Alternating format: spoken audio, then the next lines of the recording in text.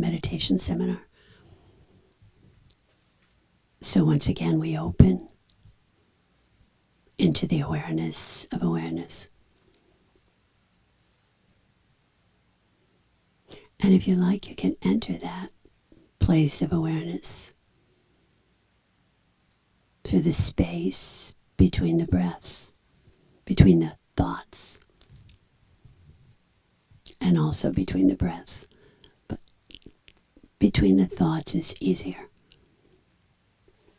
So there's a tiny space in the beginning. And then gradually that space begins to grow. Bigger and bigger. As you enter that space between the thoughts, between one thought, the next thought,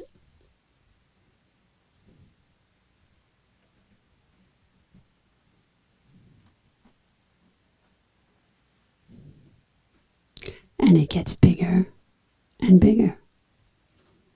You extend that space through your body. You extend it up and down through the whole body into spaciousness.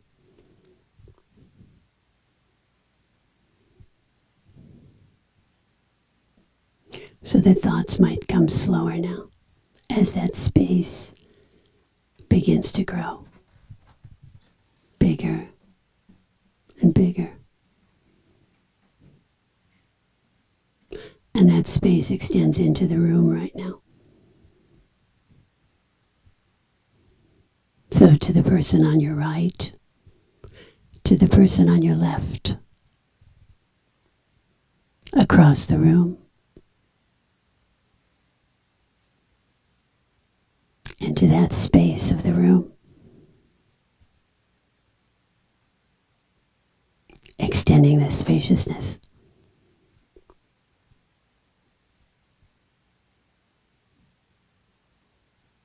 To the people on the Zoom this morning. We extend to them as they extend here.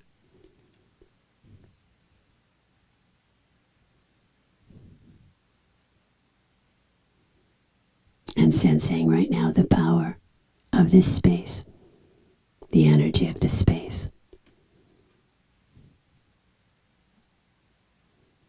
We pull it into the top of the head, down through the forehead, through the face, through the throat, down into the heart, down into the belly, into the lower body.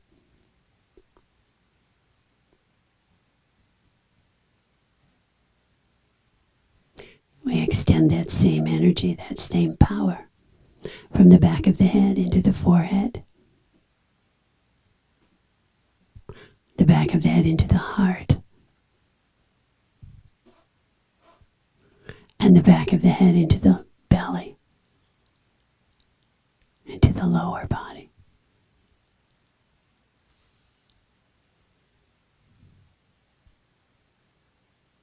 Then opening right now in the heart.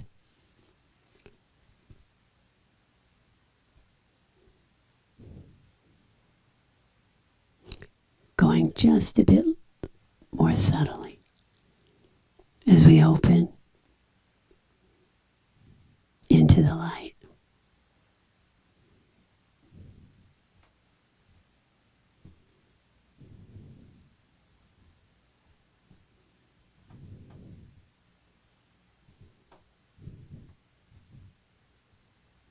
And sensing the exquisite light of the field this morning. Hearing people come in, hearing that sound, pulling it into the field with you.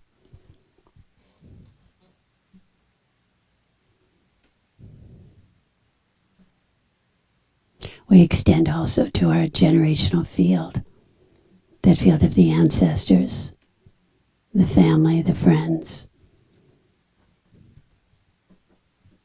the great yogis we've met, the great holy people. We extend this morning to all our teachers,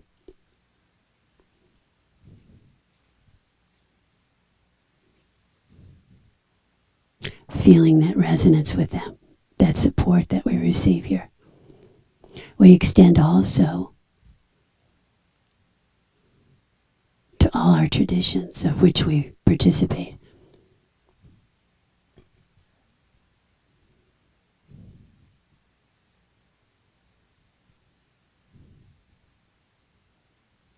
And to the great archetypes of all the traditions.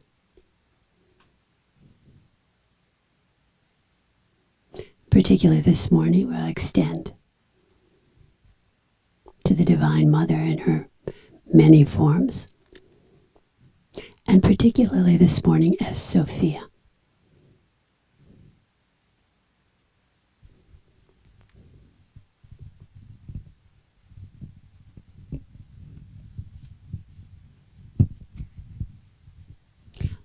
From the Old Testament, we hear the wisdom of Solomon. I too am a mortal man like all of you, descended from the firstborn, formed out of the earth in mother's womb. When I was born, I breathed in the common air, was laid upon the ground, and wailed out a cry, as all others do. No king begins life in any other way. For everyone comes into this world by one path, and by the same path they go again. Seeing this predicament, I prayed, and the wisdom was given to me. I called for help, and the Supreme Spirit, Sophia, answered me. So Sophia means wisdom. And like Solomon, we open into this wisdom as we enter the awareness of awareness.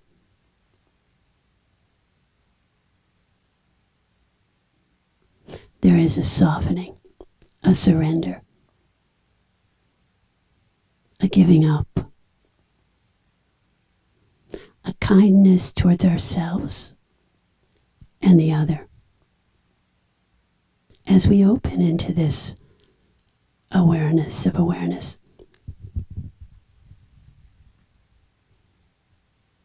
Solomon continues, I valued her above scepter and throne. Next to her, all the gold in the world seemed like a handful of sand, and all the silver like a pile of dirt. I love her more than health and beauty, and preferred her to the light of day. For her radiance never fades, and her light never sets. With her comes all good things, and she carries in her arms wealth beyond counting. I rejoiced with love for all the people as I could see Sophia in their hearts, guiding them. And what I learned with great effort, I now share freely. I do not hoard her wealth for myself. She is an inexhaustible treasure for mankind. She blesses the world with supreme wisdom and allows all people to realize their unity with God. She gives wisdom and compassion. So today we'll be focusing on Sophia as that personified archetype of the primordial awareness. And as we talk about Sophia, our understanding is that Sophia is not separate from us. She is an aspect of the primordial awareness which we come to know and recognize in our own selves. So, and as we do that, we'll feel that encounter with Sophia. So Sophia means wisdom, and philosophy is, of course, the love of wisdom. So we look to the philosophers to learn about Sophia. Plato called her the world soul, or the anima mundi. He said she is the supreme mediating entity of which the human soul is a microcosm. In the first century, a shift toward the masculine form of the divine began to emerge with the development of Christianity. Philo, a Greek Jewish philosopher of the 1st century AD, is credited in transferring much of the wisdom imagery from the feminine Sophia to the Logos, that masculine aspect of the divine. So Sophia was now the daughter of God in Philo's understanding. And again, during that same period, again we hear from a biblical author writing as King Solomon, who described wisdom as the divine feminine, the partner of God, and the world soul. He says she inspirits all souls, making them lovers of wisdom. She is the breath, the power of God, the pure emanation of the Almighty. And this understanding is much like the Eastern understanding of Shiva Shakti in Hinduism and Shaivism, and the manifest and unmanifest in Buddhism. In the book of Revelations, John describes a vision of a woman clothed by the rays of the sun. She has the moon under her feet and a crown of 12 stars above her head. She represents the divine feminine principle in Mary as the creative force who will be victorious again and again over evil and illusion. She assumes the burden of the world soul and suffers our conflicts and burdens. She is the anima mundi and gives us the wisdom and compassion of Sophia. So by the 5th century, Mary is officially called Theotokos, the Mother of God, the bearer of wisdom.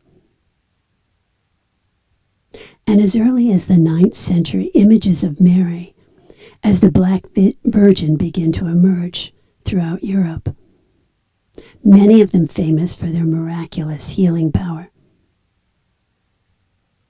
The Black Virgin is called by many the Mother of Wisdom. Pope John Paul II credits Sophia as Mary for saving his life in an assassination attempt by the Turkish gunmen in 1981. However, despite the veneration of Sophia in the Roman Church as the Mother of God, the Church still regards women as unequal to men in sacred ministry.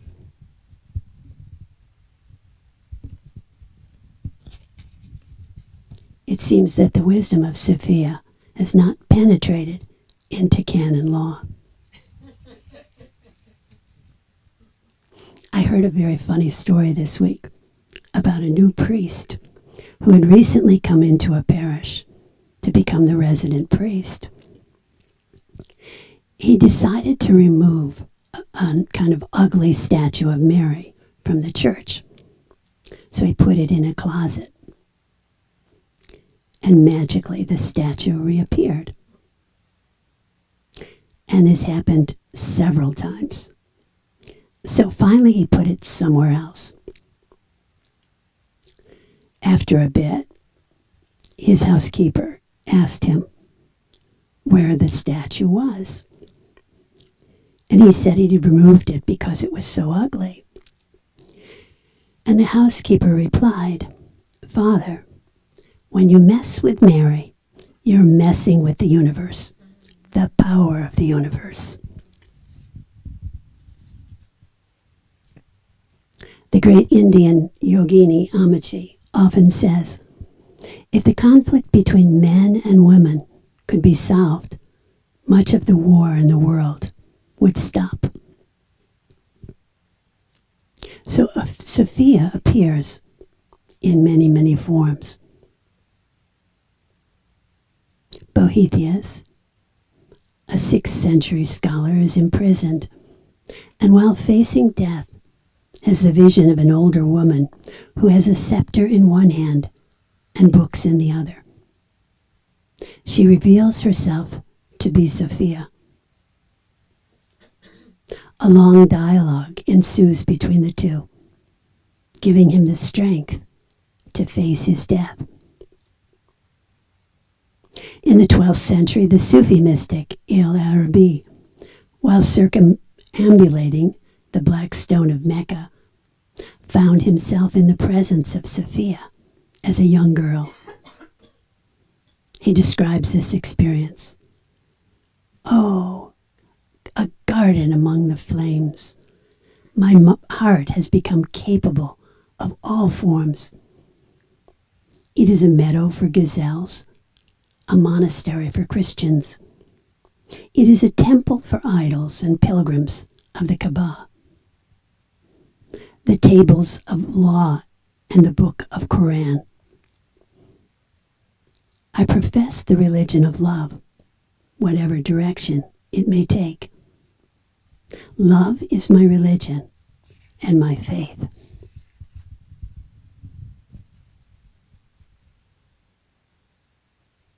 So for many of us, Sophia may be an opening or softening of the heart.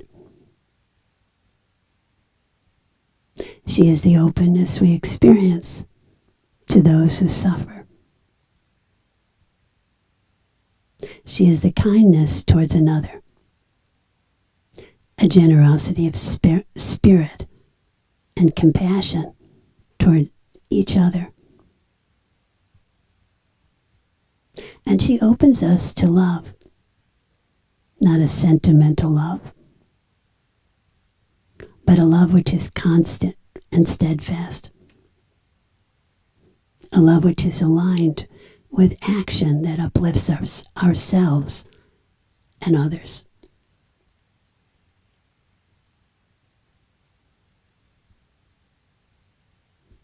Sophia may be found in the quietness of every moment. In the early dawn, we may sense her presence upon awakening. Throughout the day, she may be at the edge of our thoughts. We glimpse her, and she slips away. But as we glimpse her, we feel filled with light and presence. And feeling filled, we can continue to love. And as we look at nature, we sense her presence.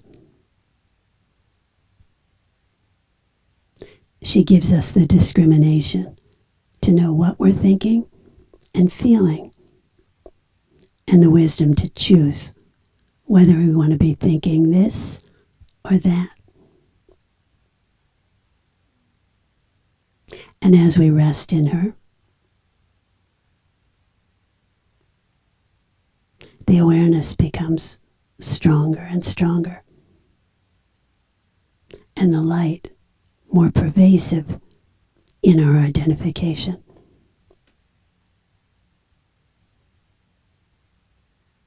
And out of this light, compassion naturally emerges. And we're better able to hold that same light for the other. And as we hold the field together and extend towards each other, we feel her presence in that unity. She is the innate wisdom of the body, the innate wisdom of nature, and the innate wisdom of the primordial field of awareness.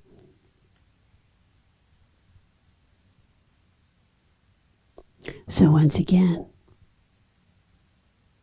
we'll focus in the present moment,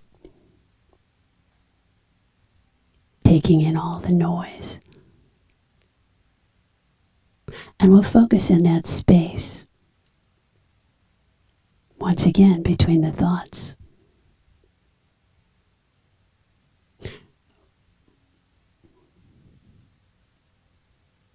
Entering into that space. Entering into the energy and the light in your own heart.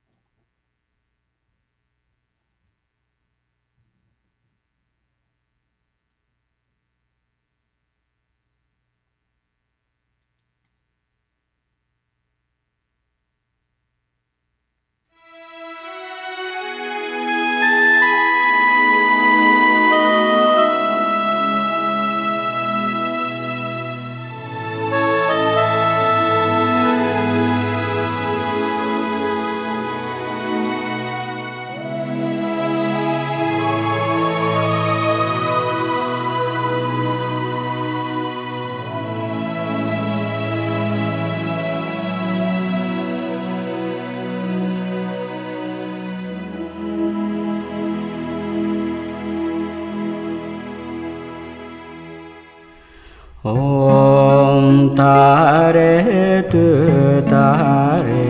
tu re mama yu pune jana put kuru so. Om tare tu re mama yu pune jana put kuru so. Om tare tu re mama yu pune jana put kuru so. Om tare tu re mama yu pune jana put kuru so. Om tare tu re mama yu pune jana put kuru so. Om tare tu re mama yu pune jana put kuru so. Om tare tu re mama yu pune jana put kuru so. Om tare tu re mama yu pune jana put kuru so. Om tare tu re mama yu pune jana put kuru so. Om tare tu re mama yu pune jana put kuru so. Om tare tu re mama yu pune jana put kuru so. Om tare tu re mama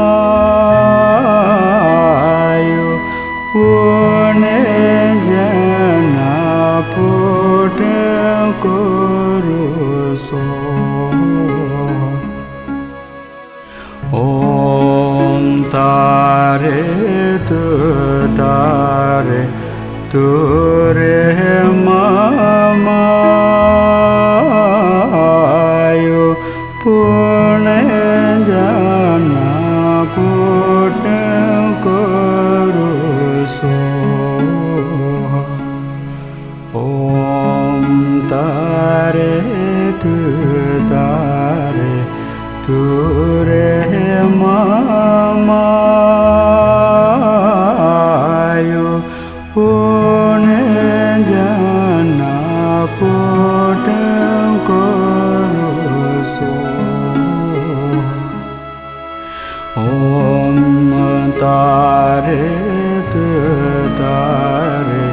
ture mamayo pune jana pute kuruso.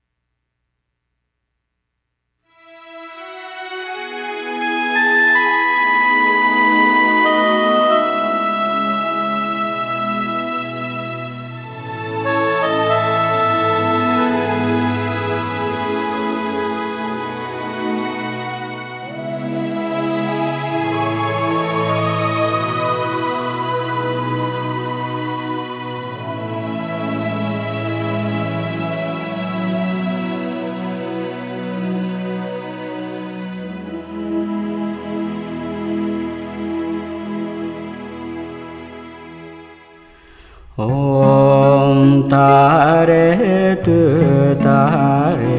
ture mamayo pune jana pute kuruso. Om tare ture mamayo pune jana pute kuruso. Om tare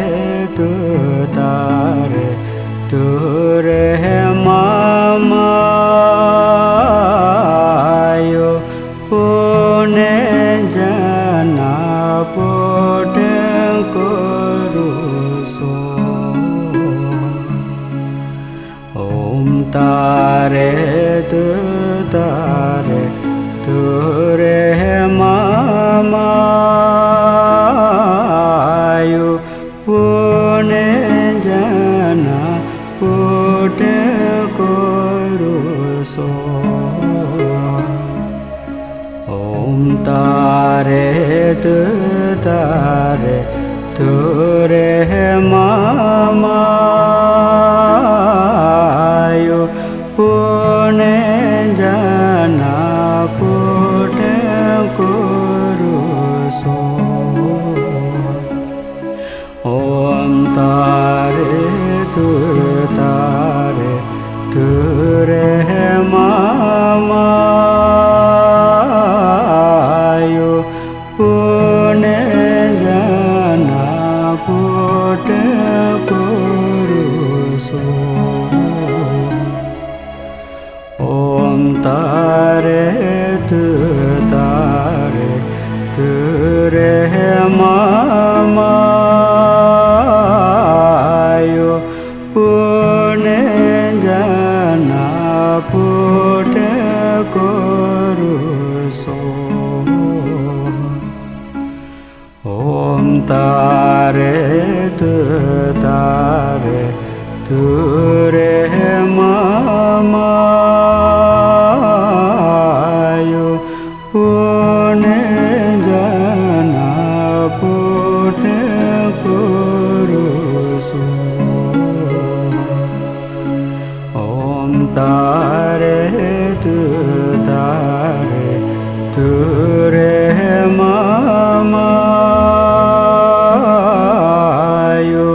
pune jana pute kuruso. Om tare ture mamayo pune jana पुट कुरुसो ओम तारे तु रे मामायो पुण्य जना put कुरुसो ओम तारे तु रे मामायो पुण्य जना पुट कुरुसो ओम तारे तु रे मामायो पुण्य जना पुट कुरुसो ओम तारे तु रे मामायो पुण्य जना पुट कुरुसो ओम तारे तु रे मामायो पुण्य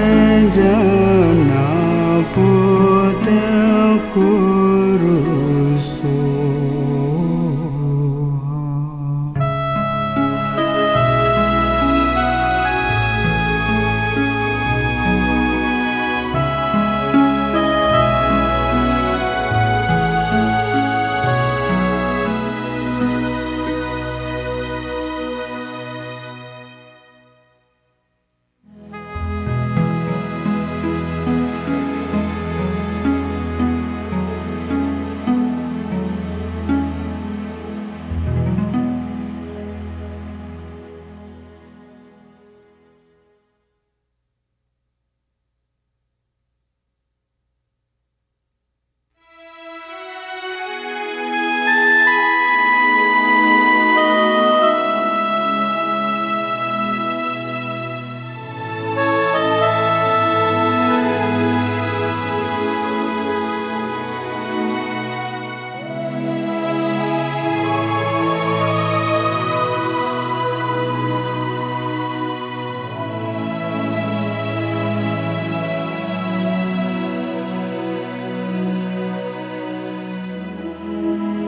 put कुरुसो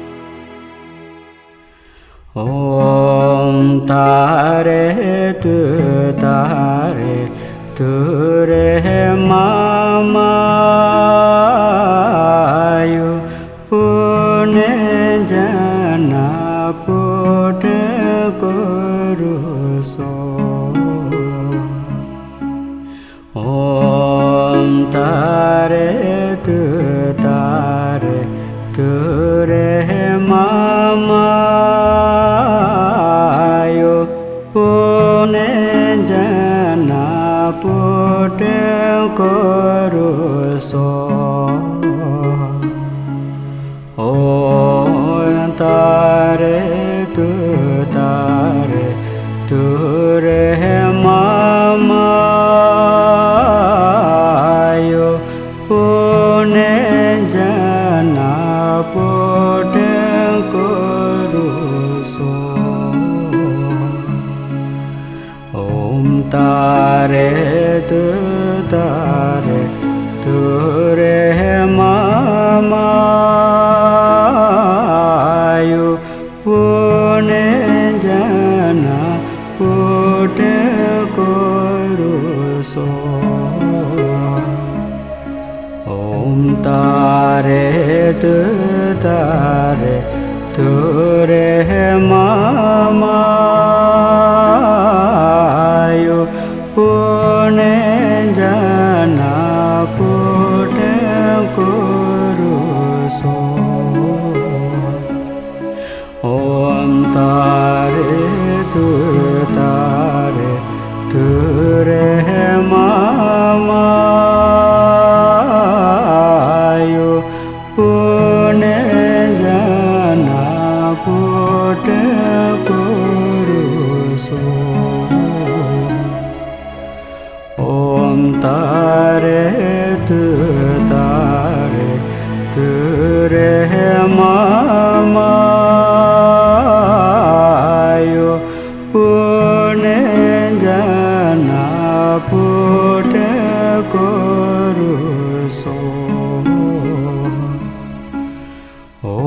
tare tu tare tu re mama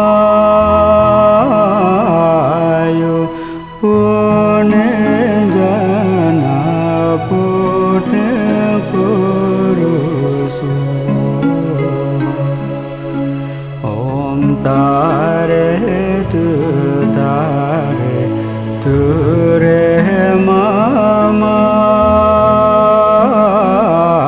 yo pune jana pune kurusu om tare tu re mama yo pune jana pune kurusu om tare tu re mama yo pune jana pune kurusu om tare tu re mama yo pune jana pune kurusu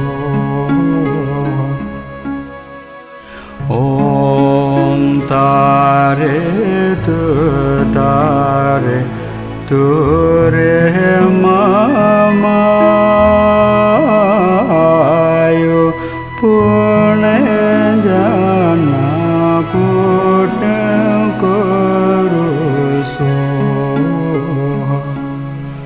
om tare tu re mama yo pune jana pune kurusu om tare tu re mama yo pune jana pune kurusu.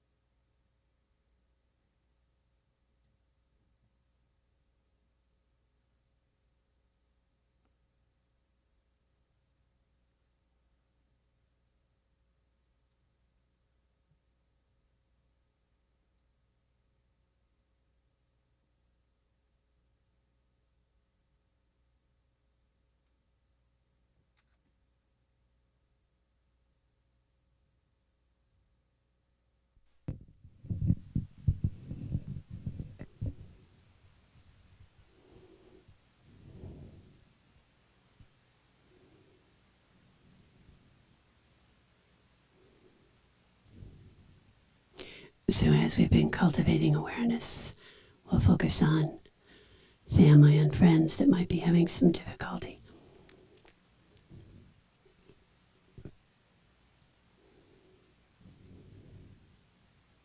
holding the light for them.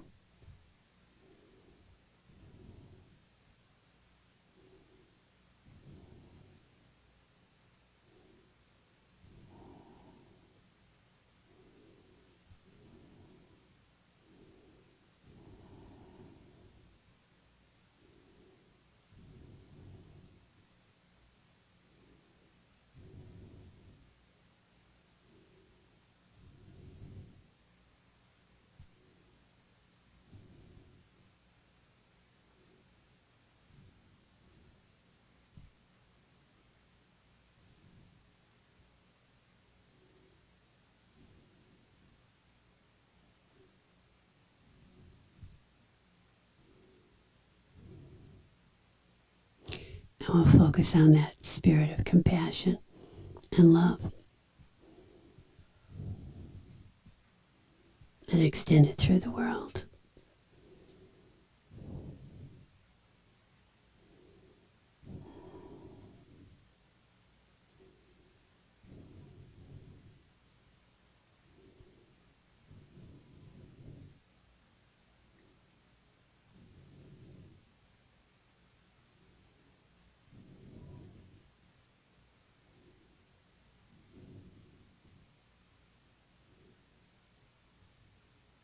We have one more chant today. This is the Dalai Lama singing to the Divine Mother.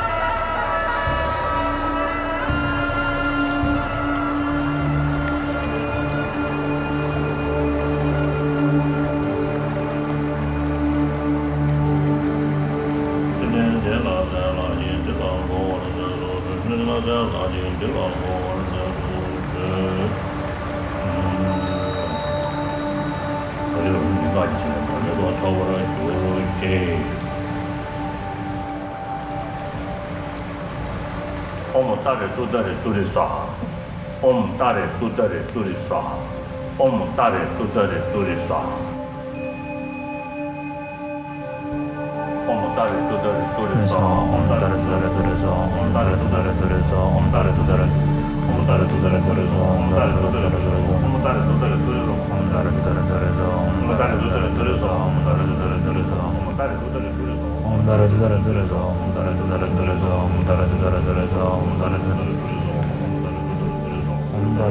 Om Tare Tudare Turi Saha. Om Tare Tudare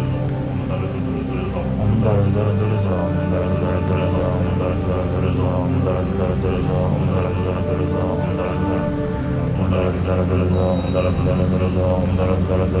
Turi Saha. Om Tare Tudare Turi Saha. Om Tare Tudare Turi Saha.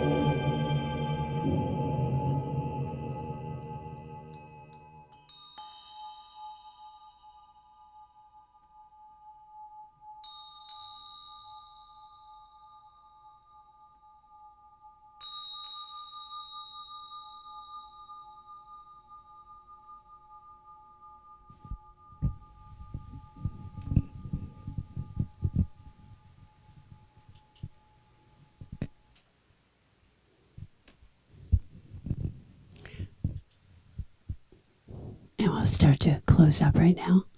If you like, you can rub your hands together till they're hot. Sealing at the heart, the top of the head, the belly. Yawning a little, coming back in, bringing all that light. So thank you all for coming this morning. Rudy, do you have any announcements? Yeah, we're going to be having, we're doing Bikini Day tomorrow through the same code. You will be? She will. Oh, okay. All right, great. The same code. Okay. Same code. Alma will be coming on July 8th and 9th, Amachi. So if you'd like to do Seva for that event, they're really needing some help. So again, you can sign up on the website dcama.org. So thank you all for coming this morning.